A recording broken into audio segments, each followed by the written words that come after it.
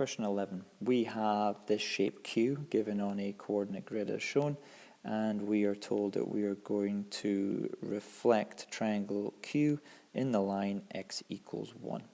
So the line x equals 1, that's a vertical line. It is the line that has every point on it has an x coordinate of 1, which gives us the following.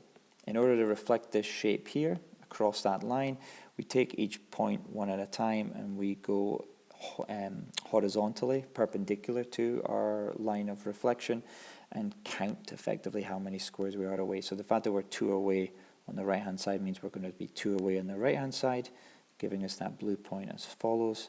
The red point here, that corner is 4 away on the right, which means we're going to be 4 away on the left, giving us the following. And lastly, this point here is also 4 away along the x-axis, so we're going to be 4 away here, giving us a point like so. We then join these lines up in order to create our shape. And what will happen is that when you look at the reflected shapes either side, you will get what looks like a pair of eyes, which I hope you can see that this would look like, it actually does look a bit like a pair of eyes staring at you, where your nose, so to speak, would be on the line of symmetry like so. Triangle R is mapped onto triangle S by a reflection in the line y equals 0. Describe fully the transformation that maps triangle Q onto triangle S. So first thing we need to do is actually draw this triangle S by reflecting R in the line y equals 0. Well, y equals 0 is all of the points that have no height, which gives us the x-axis as our line of symmetry. So we are going to reflect R vertically through the x-axis in order to get our new shape, which I'm going to draw in purple here. So what we will have is, if we turn this so that that part looks vertically up and down, it's easier to do reflection that way, we're going to get the following. Corners are now in the location that I'm drawing here.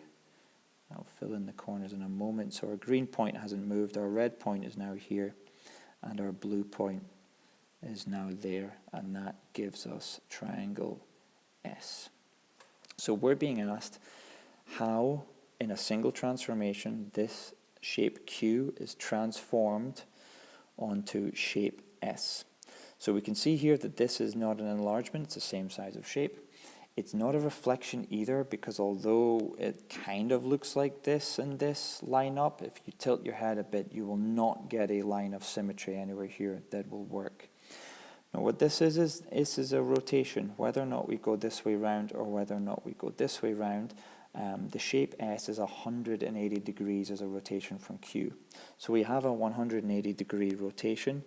What we need to find out next is where that rotation occurs. So in terms of S and Q, when it's a 180 degree rotation, this is kind of the nicest type of rotation to find the center of enlargement, because technically if you join up all of the vertices on both shapes together, this only works for 180 degree rotations.